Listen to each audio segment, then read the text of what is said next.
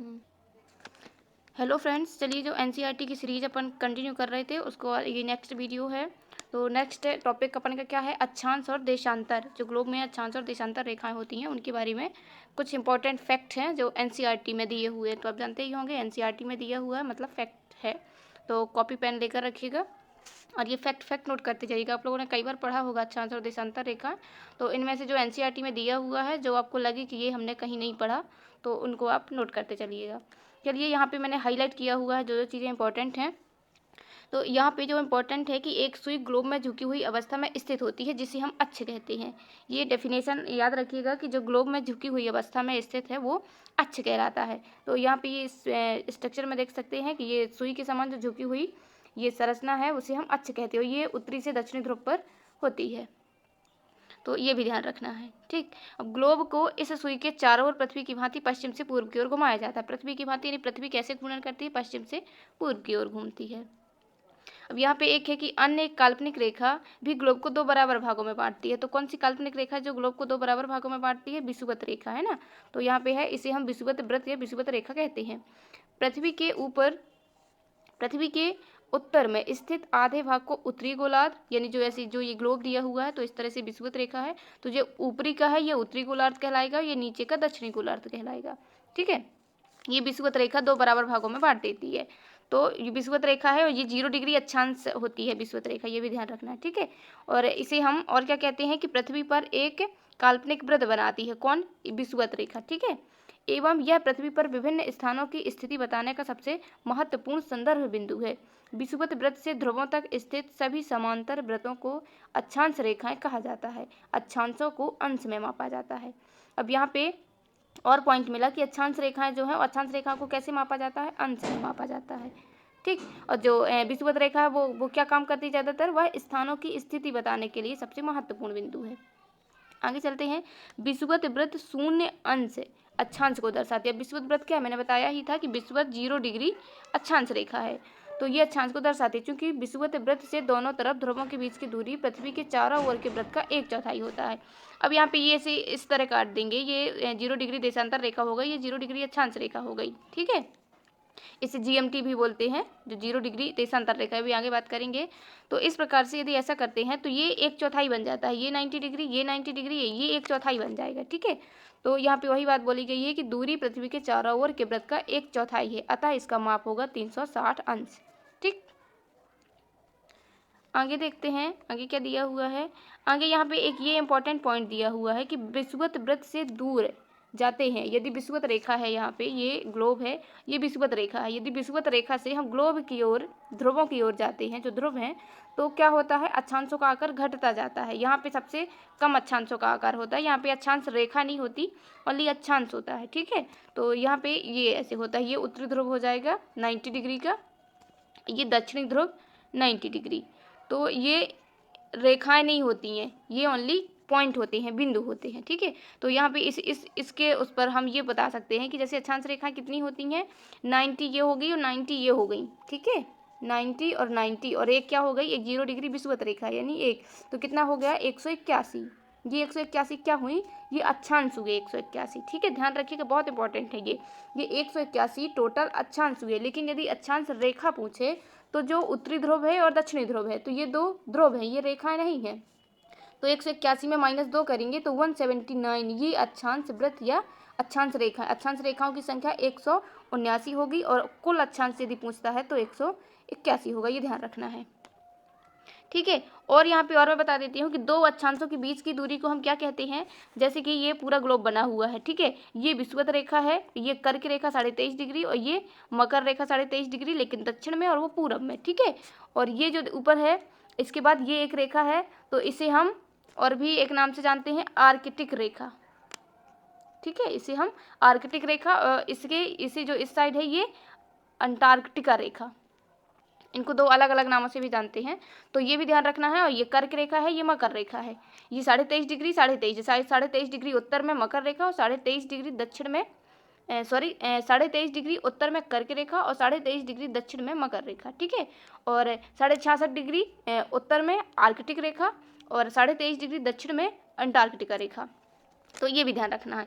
अब मैं यहाँ क्या बता रही थी, मेन पॉइंट क्या बता रही थी कि दो अक्षांश रेखाओं के बीच का जो स्पेस होता है तो उसे हम किस नाम से जानते हैं। जैसे ये पूरा दिया हुआ है तो ये क्या है, ये कटिबंध कहलाता है। ठीक है, क्या कहलाता है, ये भाग है जो दो अक्षांश रेखाओं के बीच का भाग कटिबंध कहलाता है। ये यहाँ पे बता रही हूँ, तो ये ध्यान रखना है। अब जब ये कटिबंध कहलाता है तो इस आधार पर इसको बांटा गया है, कौन कौन से कटिबंध कहाँ पे होते हैं। जैसे ये दिया हुआ है विषुवत रेखा के नीचे और ऊपर, यानी कर्क रेखा तक, कर्क रेखा के अंदर, और ये मकर रेखा, ये पूरा पार्ट उष्ण कटिबंधीय कहलाता है। ठीक है, ये उष्ण कटिबंधीय है। और फिर इसके और ऊपर जाएंगे हम 23.5 डिग्री के ऊपर 66.5 डिग्री तक, तो 66.5 डिग्री उत्तर और 66.5 डिग्री दक्षिण, ये शीतोष्ण कटिबंध कहलाता है। ठीक है, और जब ध्रुवों पर जाएंगे, ध्रुवों के बाद जाएंगे तो वो शीत कटिबंध कहलाता है।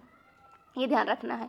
तो ऊपर साइड है तो उत्तरी शीत कटिबंध और नीचे है तो दक्षिणी शीत कटिबंध। यहाँ पे 3 कटिबंध होते हैं, ध्यान रखना है। कौन कौन सा, सबसे पहले उष्ण कटिबंध कर्क रेखा और मकर रेखा के बीच, और दूसरा शीतोष्ण कटिबंध यानी कि जो 66.5 डिग्री उत्तर में और 66.5 डिग्री दक्षिण में, इन दोनों के मध्य यानी आर्कटिक रेखा और अंटार्कटिक रेखा के मध्य, और उत्तरी ध्रुव और दक्षिणी ध्रुव, इनके बीच शीत कटिबंध पाया जाता है। तो यहाँ पे ये इंपॉर्टेंट हो जाता है, तो यहाँ पे इनको ध्यान रखना है। ठीक, और क्या ध्यान रखना है कि टोटल अक्षांश 181 है, और यदि अक्षांश रेखाएं पूछता है तो 179 है, यानी जो उत्तरी गोलार्ध है और दक्षिणी गोलार्ध है उनको नहीं गिना जाएगा। किसमें, उत्तरी अक्षांश में, सॉरी अक्षांश रेखाओं में। अब यहाँ पे ये दिए हुए हैं पृथ्वी के ताप कटिबंध, अपन पढ़ चुके हैं कि उष्ण कटिबंध कौन होता है, कर्क रेखा और मकर रेखा के बीच का जो सभी अक्षांश होता है वो उष्ण कटिबंध कहलाता है। अब यहाँ पे जो नेक्स्ट कटिबंध होता है वो कौन सा कटिबंध नेक्स्ट मिला था, शीतोष्ण कटिबंध। तो शीतोष्ण कटिबंध किसके किसके बीच था, आर्कटिक रेखा और अंटार्कटिक रेखा। यानी आर्कटिक जो रेखा थी, जो आर्कटिक रेखा है ये उत्तर में 66.5 डिग्री, और जो अंटार्कटिका रेखा है, अंटार्कटिका रेखा वो दक्षिण में 66.5 डिग्री। तो इन दोनों के मध्य जो बीच का भाग होता है वो शीतोष्ण कटिबंध कहलाता है। ठीक, अब शीत कटिबंध क्या है कि जो उत्तरी गोलार्ध में उत्तर ध्रुव वृत्त एवं जो दक्षिणी गोलार्ध में दक्षिणी वृत्त है, तो इन दोनों के बीच जो क्षेत्र होता है वो शीत कटिबंध कहलाता है। यहाँ पे सबसे अधिक ठंड भी होती है, ये भी ध्यान रखना है, ये शीत कटिबंध कहलाता है। ठीक, कटिबंध पढ़ लिया अपन ने, उत्तरी अक्षांश पढ़ लिया, टोटल अक्षांश, यदि अक्षांश पूछता है तो 181 होते हैं, अक्षांश रेखाएं पूछता है तो 179 होते हैं। और 0 डिग्री विषुवत रेखा, उसी को हम भूमध्य रेखा भी बोलते हैं। ठीक है, देशांतर की बात करते हैं। यहाँ पे देशांतर रेखाएं, जो देशांतर रेखाएं कौन सी हैं, एक तो अक्षांश रेखा और देशांतर रेखा की यदि परिभाषा पूछता है तो अक्षांश रेखाएं ऐसे होती हैं, यानी कि जो दक्षिण से पश्चिम से पूर्व की ओर जाती हैं। ठीक है, वो अक्षांश रेखा है, और जो उत्तर से दक्षिण की ओर मिलान करती हैं या मैच खाती हैं या दूरी तय करती हैं तो वो देशांतर रेखाएं होती हैं। ठीक है, इनको डिटेल से आप लोग पढ़े होंगे। मैं टॉपिक में चलती हूँ, मेन क्या दिया हुआ है देशांतर रेखाओं में। और क्या जानना है कि यहाँ पे सबसे पहले देशांतर रेखाओं की जो कुल संख्या होती है वो 360 होती है। ठीक है, यानी कि 180 एक साइड होगी, 180 उधर साइड होगी। यदि ये ग्लोब है तो ये 0 डिग्री मानक समय भी, इसे GMT भी बोलते हैं, 0 डिग्री देशांतर रेखा हो जाएगी। और फिर ये इस तरह से रेखाएं होंगी, इस तरह से रेखाएं होंगी, तो ये कितनी होंगी, 180 रेखाएं ये होंगी, और इधर भी 180 होंगी, तो टोटल जो होंगी वो 360 हो जाएंगी। ठीक है, अब ये ध्यान रखना है। इसमें एक और ये चीज़ ध्यान रखना है कि जो इस तरह से रेखाएं होती हैं, ये जो 1 से काउंट होगा तो जो 82.5 डिग्री में आएगा वो मानक समय रेखा होगी। ठीक है, यानी कि 82.5 डिग्री अपने भारत का मानक समय रेखा है, तो इसको भी ध्यान रखना है। अभी ये आगे याद आएगा तो इससे कुछ सॉल्यूशन निकलेंगे। समय, यदि समय निकालना है तो समय का निर्धारण देशांतर रेखाओं के द्वारा करते हैं, ध्यान रखिएगा। ठीक है, और देशांतर रेखाओं के बारे में क्या जानना है कि सबसे पहले जो ये देशांतर रेखाएं हैं, इनमें तो सबसे पहले हम क्या करते हैं कि समय का निर्धारण करते हैं, यानी कि प्रत्येक अंश जो इसे मापा जाता है। जैसे मैंने कहा कि एक दिन में ये पूरा 360 घूमेगा एक दिन में। ठीक है, पृथ्वी पूरा 360, एक चक्कर 360 डिग्री का होगा, 360 डिग्री का चक्कर लगेगा, तो ये कितने में, एक दिन में, यानी 24 घंटे में। अब 24 घंटे में 1 घंटे का निकालेंगे तो 1 घंटे का कितना निकलेगा, 15 डिग्री। ठीक है, ये 1 घंटे का निकला। अब यदि और आगे सॉल्व करते हैं, यानी मिनट में निकालते हैं, तो 60 मिनट 1 घंटे में हो जाएंगे, और यहाँ पे कितना था, 15 डिग्री था, तो 1 डिग्री बराबर कितना निकल आएगा, 4 मिनट निकल आएगा 1 डिग्री बराबर।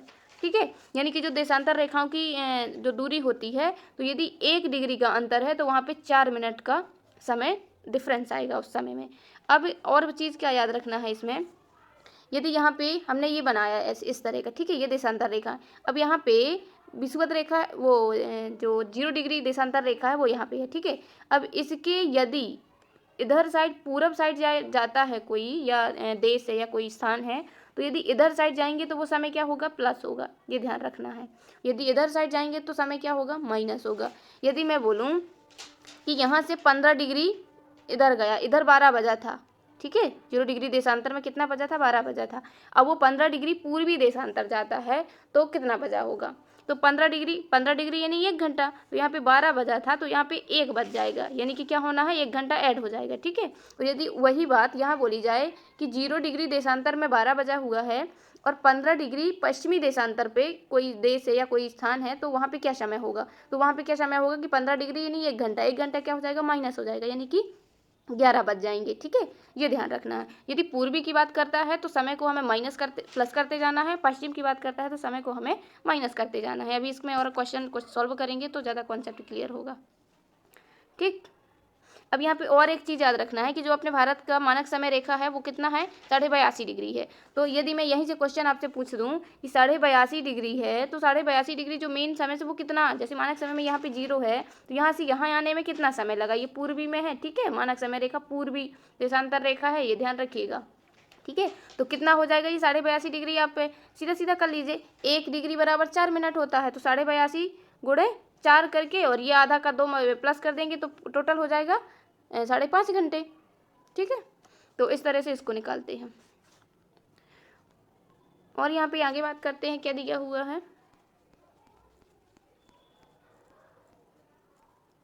ये वही पूरी कैलकुलेशन दी हुई है कि यदि 24 घंटे में अक्ष पर 360 घूम जाती है तो 1 घंटे में 15 डिग्री यानी 4 मिनट में 1 डिग्री घूमती है।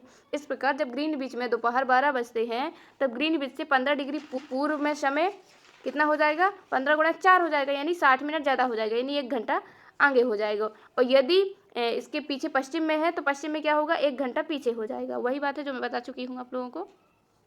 तो यहाँ पे और क्या इंपॉर्टेंट है ये देखते हैं।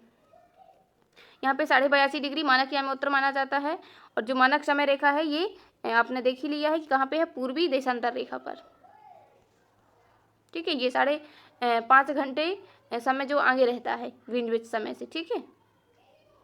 यहाँ पे इतना ही दिया हुआ है बुक में। इसमें से मैं और कुछ फैक्ट आपको बता देती हूँ। चलिए, अब यहाँ पे मैंने आपको बताया था कि जो 2 देशांतर रेखाएं हैं तो 2 अक्षांश रेखाओं के बीच के समय को हम क्या कहते हैं, कटिबंध कहते हैं, ठीक है, ध्यान से समझिएगा, कटिबंध कहते हैं। और यदि इसी तरह 2 देशांतर रेखाओं के बीच का समय हो तो 2 देशांतर रेखाओं के बीच के समय को हम क्या कहते हैं, कोर कहते हैं, CORE, कोर कहते हैं, ठीक है। और जो बीच में समय है यानी कि अक्षांश रेखा और देशांतर रेखा दोनों के बीच में है तो इसे क्या नाम देंगे हम, इसे हम ग्रिड कहते हैं। क्या कहते हैं, ग्रिड कहते हैं, ये ध्यान रखना है। ये चीज़ क्लियर हुई। और यहाँ पे क्या है कि जो देशांतर रेखाएं हैं तो देशांतर रेखाएं क्या होती हैं, जैसे 2 देशांतर रेखाओं के बीच की दूरी क्या हो जाएगी, 111 किलोमीटर, ये उनके बीच की दूरी हो जाएगी अक्षांश रेखाओं और देशांतर रेखाओं के बीच, ठीक है। और देशांतर रेखाएं क्या होती हैं, समय का निर्धारण करती हैं। तो इसलिए अब इसमें मैं एक क्वेश्चन देती हूँ आपको, ध्यान से क्वेश्चन समझिएगा, यदि आपको समझ आया हो तो ये क्वेश्चन आप कर लेंगे। यदि कोई देश 60 डिग्री पूर्वी देशांतर में है, ठीक है, पूर्वी देशांतर में स्थित है, पूर्वी देशांतर में स्थित है, वह है 86 डिग्री पूर्वी देशांतर में स्थित देश से समय में अंतर रखेगा।